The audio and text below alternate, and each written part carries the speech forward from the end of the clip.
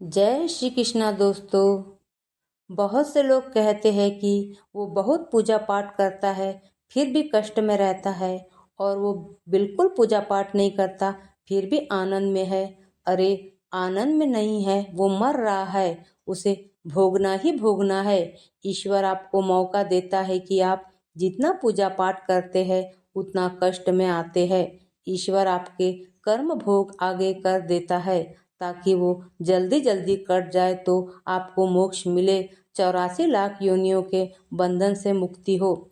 यह तभी होगा जब सारे कर्म भोग कट जाएंगे। ईश्वर आपकी मदद करता है, आप पर कृपा करता है ताकि आपको मोक्ष मिल जाए। आप उल्टा समझते हैं कि जितनी पूजा कर रहे हैं उतना कष्ट आ रहा है।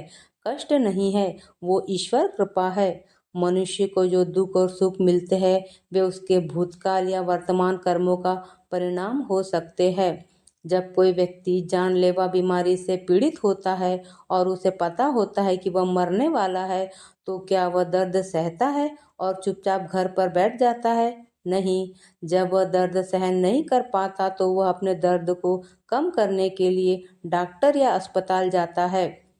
हालांकि डॉक्टर उसे जीवित नहीं रख पाते हैं, लेकिन वे उसे दर्द निवारक दवा देकर उसके दर्द को सहने लायक बनाने की कोशिश करते हैं। यही कारण है कि जब लोग दुखों और समस्याओं से घिरे होते हैं तो वे भगवान से प्रार्थना करते हैं। हालांकि वह अपने पिछले कर्मों को पूरी तरह से मिटाने में सक्षम नहीं हो सकता है, लेकिन वह उस व्यक्ति को प्रार्थना करने की शक्ति देता है जो उसके दुखों और पीड़ाओं को सहन करने की शक्ति देता है। यहाँ भगवान खुद दर्द निवारक की तरह है। हमारे जीवन में उनकी भूमिका हमारा हाथ थामना और हमें जीवन की इस यात्रा को पूरा करने में मदद करना है। और अगर उन्हें लगता है कि हम इसके लायक है तो उनके पास हमारे पिछले बुरे कर्मों के प्रभाव को कम करने की शक्ति है। जिस प्रकार भोजन शरीर को पोषण देता है, उसी प्रकार ईश्वर की प्रार्थना आत्मा को पोषण देती है। आप जितना सत्संग करने लगोगे उतने ही दुख आएंगे, उमड़ उमड़ कर आएंगे। बड़े बड़े दुख एक साथ टूट पड़ेंगे तुम पर। जीवन से जैसे सुख तो गायब ही हो जाएगा। तुम जितना गीता पर या सत्संग करोगे उतने ही जबरदस्त दुख आएंगे। क्या तुम्हें नहीं पता कि जिस गति से तुम सत्य को खोजते हो उससे तेज गति से सत्य तुम्हें खोज रहा है।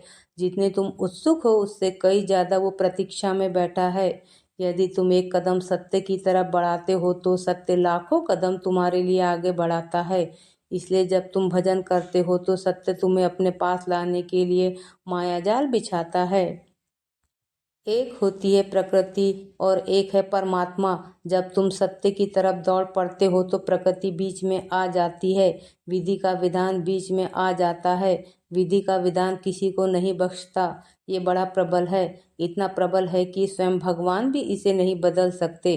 परंतु भगवान तो प्रतीक्षा कर रहे हैं। जब से तुमने सत्संग शुरू किया है तब से ही वे तैयार हो गए हो, वो आने वाला है। परंतु जब उसके पीछे देखते हैं तो पता चलता है कि अभी तो उसके कर्मफल बाकी है। जो उसने किसी को चोट दी वो वापस लेनी ही पड़ेगी। प्रकृति का नियम है ये। इसलिए भगवान माया जाल बिछाते हैं। वे उसे बड़ा सटीक बिछाते हैं जिससे तुम प्रकृति से जल्दी ही मुक्त हो जाओ। वे समस्त कर्मों के फलों को एक साथ एक ही जीवन में देना शुरू कर देते हैं ताकि तुम्हें अगला जन्म नहीं लेना पड़े। एक ही जन्म में वो सारे दुख देते हैं जो अगले जन्मों में मिलने थे। इसलिए दुखों का पहाड़ टूट पड़ता है। उधर से दुख देते हैं और इधर से तुम्हें सहन शक्ति देते हैं ताकि तुम उन्हें जल्दी ही पार कर लो। तुम जल्दी ही पार करके उनके पास चले आओ, वरना ये दुख तो तुम्हें अगले कई जन्मों में मिलते रहेंगे और तुम यही भटकते रहोगे। पर अब उसने देख लिया, अब वह ध्यान रख रहा है तुम्हारा, तुम्हें दुख दे रहा है ताकि प्रकृति जल्दी ही भेज दे तुम्हें। इसलिए तुम जितना सत्संग करोगे उतने जल्दी ही कर्म फल के दुख आएंगे और तुम इसी जीवन में भोग कर प्रकृति से परे चले जाओगे।